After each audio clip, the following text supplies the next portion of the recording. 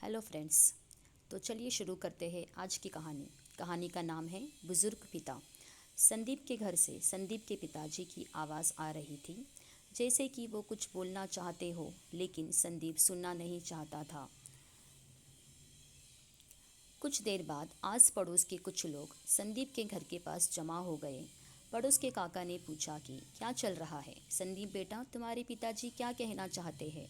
उस पर संदीप की पत्नी माला चिल्लाते हुए बाहर आती है और कहती है कि हम लोग पिताजी को वृद्ध आश्रम ले जा रहे हैं, लेकिन पिताजी हट कर रहे हैं कि उन्हें नहीं जाना है। यहाँ उनकी देखभाल कौन करेगा। संदीप के पिताजी दुखी मन से सब सुन रहे थे। संदीप के पिताजी पड़ोस के लोगों से कह रहे थे कि अब तो मेरे जीवन के कुछ अंतिम दिन ही बचे हैं, इसलिए मैं अपने घर में ही रहना चाहता हूँ।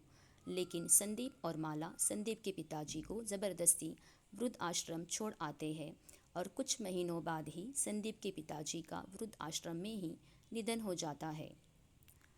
कुछ साल बाद संदीप एक दुर्घटना का शिकार हो जाता है, जिससे वो ना चल सकता था, ना तो वो कुछ कर सकता था। उसका पूरा भार पत्नी माला पे था। अब माला को अपने पति का सारा काम करना पड़ रहा था, जैसे कि पति को स्नान करवाना, खाना खिलाना, कपड़े पहनाना और बहुत कुछ। ये वही माला थी जिसने अपने बुजुर्ग ससुर जी का देखभाल ना करने का कारण बताकर उन्हें वृद्ध आश्रम छोड़ आई थी। और ये वही संदीप था जिसने अपने पिताजी को बहुत दुख दिया था और उनके जीवन के अंतिम दिनों में उन्हें ज़बरदस्ती अपनों से दूर किया था।